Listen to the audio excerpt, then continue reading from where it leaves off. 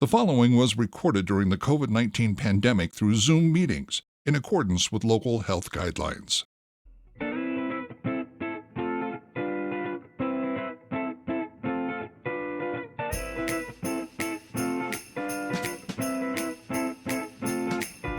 Merry Christmas. I'm Mike Mullamy, and welcome to the CSRM Podcast.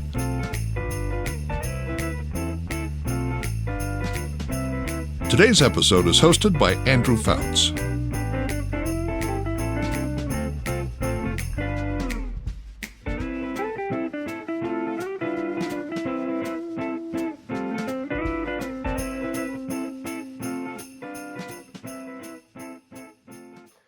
Hi, welcome to another CSRM Podcast. I am the Director of Digital Resources, Andrew Fouts. And today I have a veteran of the CSRM Podcast. He was actually on episode number 3 that was released a while ago. April 6, 2018 was the last time you were on here. But please welcome back. This is CSRM board member as well as a new member of a different program that we're going to announce here in a couple days, Jamie Balcom. So Jamie, welcome back. Thanks, buddy. I'm glad to be here. It's going to be fun. So today we're going to explore something a little bit different. The last time you were on, you were talking about out-of-the-box ministry ideas. You know, we were talking wiffle ball, how to build a wiffle ball field, all that kind of stuff. Today, though, we're going to go in a direction that's even more out of the box in a way because we don't see it. At least I personally haven't seen it anywhere other than talking with you, and that's hunting and fishing as a ministry tool. And so, Jamie, we'll start out by just asking how does this actually fit into the sports rec fitness world? Well, I think a big part of it, Andrew, is that if you really step back and look around, like you said, I always did the outside the box thinking, but this is just some guy's been laying on my heart for a couple of years now, and I've been really trying to figure stuff out. But the idea is there's millions of hunting and people that fish in this country, and you try to find stuff that's ministry. Yeah, there's out there is hunting stuff out there, but you have the Duck Dynasty guys who have humongous influences with Phil and his Unashamed podcast, and just the idea of I want to talk hunting and fishing. There's hunters and fishermen out there all over looking, reaching, trying to find a little bit of Jesus. So my idea is to create a podcast where we just talk about hunting and fishing. There's this next generation, they want to do less and less stuff, especially these kids. And I want people people that hunt and fish now to influence kids, get them in the woods, get outside, enjoy what God, this is God's creation out there. And, we're all stuck in houses and stuff more and more, especially right now with COVID. But hunting, you can't get COVID going sitting in the woods and being with God alone. But the idea is just, hey man, I just want to touch people with hunting and fishing. And that's my passion. I love to hunt. I love to fish, and I love to cook. So we're talking barbecuing in it. But as a board member, it's just something we've been looking over the years at. What are things that we're not seeing? And this is one that has really stuck out to me, is the whole idea and avenue of hunting and fishing. And I want to dive into that with people. So like you said, you're talking, you've got a new podcast that's getting ready to launch here in a month or so. It's Cowtown Adventures. It's going to be you talking hunting, talking fishing, talking barbecuing, talking Jesus, obviously. This is something that, like you said, there are a few avenues, resources. There's a lot of people in this country that, hunt and fish, everything like that. Have you experienced any feedback so far from either your church, other pastors, other Christians, as far as good or bad feedback as far as doing the hunting, fishing thing in terms of in the church? Because I know there are some people that have a bad view of the hunting. They have a bad view of the fishing. One of the big thing that's popped up during quarantine was Tiger King. And so there's been this whole, renewed effort as far as the treatment of animals, all that kind of stuff. Walk through a little bit of that as far as, have you seen any of this kind of feedback? Do you expect any of this kind of feedback? How do you navigate how to handle the hunting and fishing in light of the views of some of the Christians around the world and here in this country? Yeah, I think a lot of it comes down to is not only having knowledge, but also teaching teaching idea what is behind hunting. We don't just, it's not like you go out there just to kill animals. At least I go out there to kill animals to feed my family. I go out there to kill an animal to feed my family. I give a lot to my friends. I have friends out there that hunt that are like professional hunter that hunt professionally. One of my friends, Jen, I have online, and she just, for example, she just hunted a polar bear, and she's this huge Christian person. She had this whole thing completely done with the Inuit people and all this stuff, and the feedback to her was awful. People were giving her death threats, and I'm assuming she didn't hunt that in Iowa. No, she was in Canada. So, but I mean, out here, and it's not too bad out here. It's Iowa. There's lots of hunting out here, but I mean, some churches, you don't even necessarily have to hunt. I mean, you can create this idea. Like one for me is, why not create 3D archery ranges? Teach kids how to shoot bows and arrows. They don't have to go shoot an animal. Just teach them the basics of how to shoot a bow and arrow. And and it's fun to do that. It's fun to just, it's a good camaraderie. You can make it into archery is a huge competition thing in the world, in the world, So, it's not necessarily just hunting, but it's also just that idea of, hey, people that are have likes, they get together like, hey, I love shooting bows with my friends that shoot bows and arrows or guns. And, the idea is it's about, how do I say it? It's about, it's about taking what God's created. If God didn't want us to hunt animals, he wouldn't have let us. That's kind of the way I look at it too. If I wasn't supposed to hunt a deer, God wouldn't have made that idea possible, and there's plenty out there for people to do this. And if you do it right, it's safe. It's a good adventure. It's outdoors, get outside. It's a great family time. That's something some of our listeners may remember. The last time that I had hosted, we had Kenny Thomas on talking about video games and how that works within ministry. And that's one of the things that he and I kind of discussed, was this idea of, how do we take something that the world has kind of categorized in a bad light, mm-hmm. and then, the biblical word, but especially around CSRM, the word we use is, we take that idea and we redeem it back for the gospel and for evangelism, and right. The idea of education and the idea of getting people out and getting them right. into the world and experiencing it is a very, very important piece.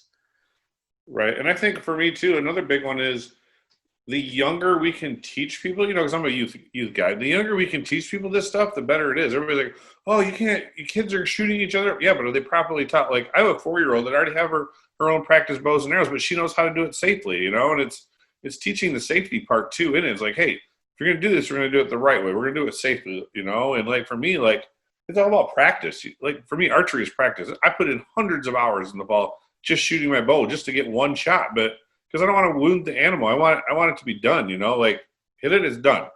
You don't want them to suffer, plain and simple. You always have them once in a while there's bad shots, which thank goodness I don't have very often, but the idea is just to let people understand like why we do it. I mean, they don't think about, especially in today's world, you see all these people like that protest grocery stores and cows and pigs. They slaughter them to get them for you to eat them, and so, and it's just the idea of, it's something different. So you're saying you're a pretty good shot, not patting yourself on the back a little bit there. Yeah, I try to say I'm pretty good shot. I'm not the greatest. I ain't no professional, but I put in the time. I spend the time practicing. Now you bring up another good point there with the professional side of this. Obviously the Robertsons, Duck Commander, all that kind of stuff are big in the news. Have you found a lot of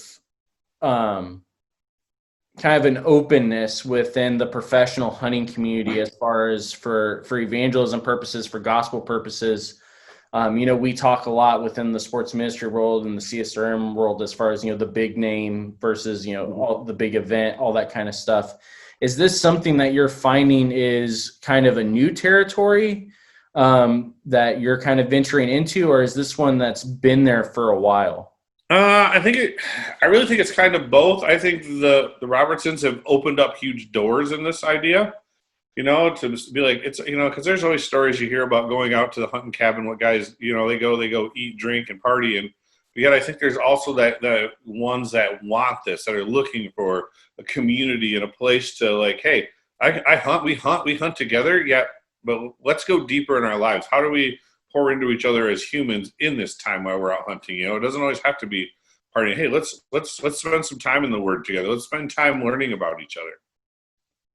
The idea of pouring into each other. I think they've opened up huge doors for this. I really do. And there's not a ton out there, and I feel like this is an opportunity for us, especially CSRM, to reach into this. I mean, like I said, there's millions of people that hunt and fish in this country, and what are we doing and how can we as a CSRM, and also myself as I start this podcast, how do we reach them? How do we just plant that seed and introduce them? Now that kind of leads into one of the other things that we are hoping that this will start some conversations, and we're hoping that maybe even we'll get some feedback on. Do you see hunting and fishing as a new opportunity for churches to be able to adapt and use? Or is this something that probably, at least for the time being, is something that's probably going to have to be more of one-on-one personal discipleship and personal evangelism? And I mean, you already talked about in some ways it's a worship experience, as well as, being in nature alone with God. How do you see this growing, especially as, your podcast gets out there, as the stuff that the Robertson family has been doing? How do you see this going as far as how can our churches use this stuff? Well, I think part of it is, every church you go to, there's somebody that fishes. Every church in America you go to, there's somebody that's going to be a hunter in there. And this is an opportunity to get to them. We always talk about, we want to get everybody involved at church. We want to get people involved. Like, okay, so here's this group of guys that they hunt. What have we done to reach them? And if they say nothing, well, why are you not hosting like a wild game night, or just a night where, hey, we're going to play a video of hunting, and hey, let's have a meal and sit and talk to each other. This is another opportunity. This is a chance for people to jump into it. I know not the church I was just at, but the church in Michigan I was at, right before I left, we had a night where like, hey, we're going to have all the outdoor group guys just show up. And we figured there would be 5 or 10. There's like 25 guys that showed up just to shoot bows in the back of the church. All we did was grill hot dogs, shot bows, and hung out. There were guys and women that came, it's just creating an opportunity. It's creating an opportunity to reach somebody else with another idea, another avenue. There's lots of stuff out there that, there's lots of devotional stuff with hunting and fishing, but we're not using it, and let's use it. Let's create a place where they can actually sit down as a group like, hey, we have this interest about hunting. There's a stuff out there, you read the Bible that talks about hunting and fishing all the time. There's different places in the Bible that talks about that. So, I think it's a great opportunity to reach another group that hasn't been reached. Let's move one step forward now. And this is one that we know churches will get behind, especially those of the Baptist persuasion. You're grilling. Obviously you're talking about this in terms of the podcast that's getting ready to be released. This is something that I found in, you and I share a youth ministry connection a little bit, as well as the sports. Food is a very good attractor. One of the things that when I was at a church in Cleveland we did was we grilled about 400 hot dogs and handed them out at the bus stop as the kids were leaving the school. Food is a very good motivator, and it's a very good connection point.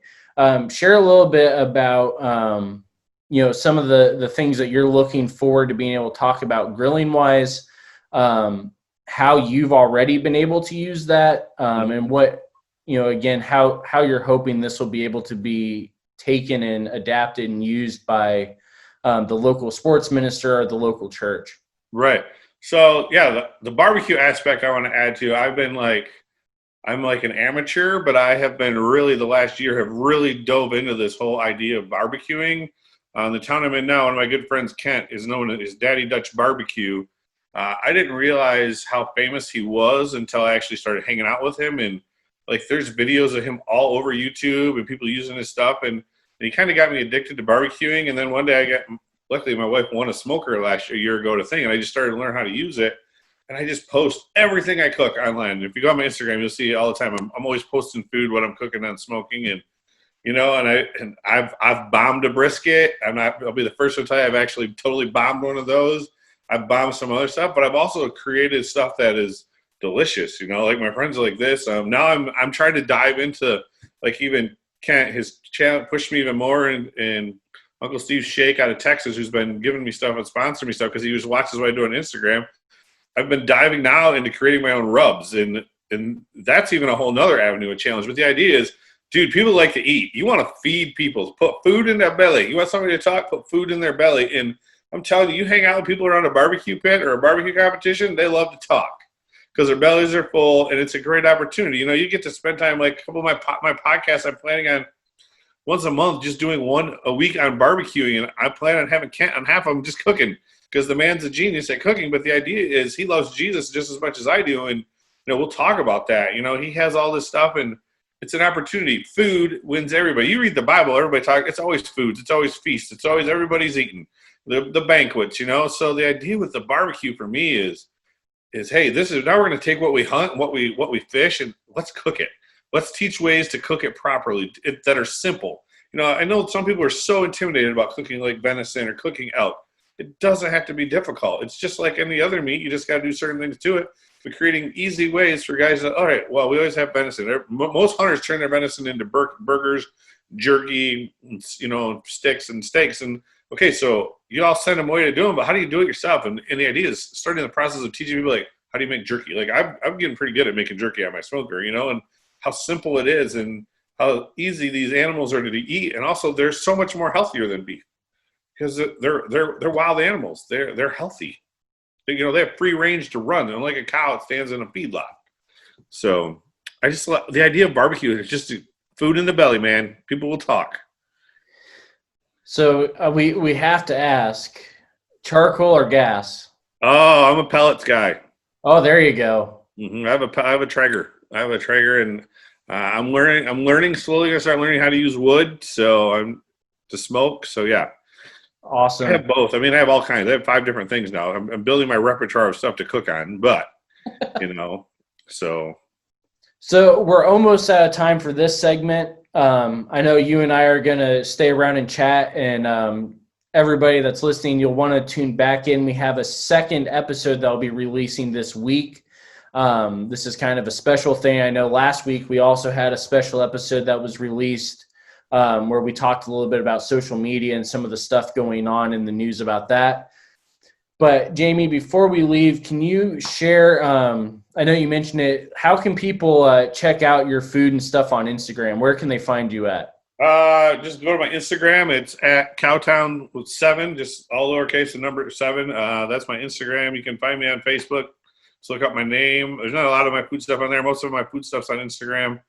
My podcast is coming soon. We're going to be launching that, so be ready for that. Cowtown Adventures. The Cowtown comes from my hometown where I come from. We used to play softball all over the country, and everybody's like, we were like, you guys are from a little podunk town in Michigan, and when somebody said Cowtown, that name has stuck with me forever, and I use it for my stuff. So yeah, just go on Instagram. You can follow me there. It's pretty. I put food stuff. I haven't done anything in a week, but there'll be some new food stuff I'm doing this weekend because another hunting season starting, so I'll be smoking a lot of different stuff. And yeah, hook me up, talk to me, whatever you want. Ask questions. I'm super excited for Andrew. I'm really excited for this podcast and continue to help CSRM to grow and see where we can go next. Awesome. And for those of you that are listening, you can also just go to the Overwhelming Victory Facebook page. Hopefully Facebook will let us tag Jamie on this one. You'll be able to get a hold of him that way as well. I believe his contact information may also be on the CSRM website. If you go to the leadership page under Board of Trustees, you should be able to find his information there as well. So Jamie, you and I are going to stick around and knock out this special episode that's going to be released here in this next week. And we will see the rest of you next time.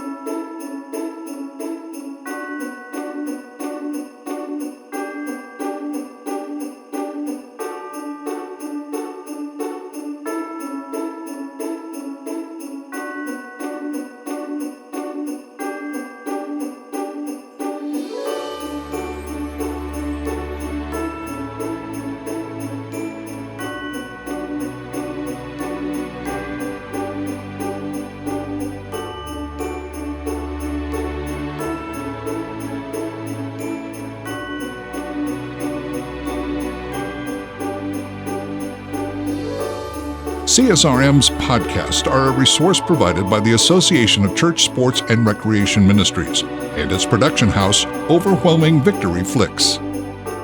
This episode was produced by Dr. Greg Lenville and edited by Andrew Fouts. For more information about CSRM, visit csrm.org. For more information about Overwhelming Victory, visit overwhelmingvictory.org. For CSRM Podcasts, I'm Mike Maloney. Merry Christmas.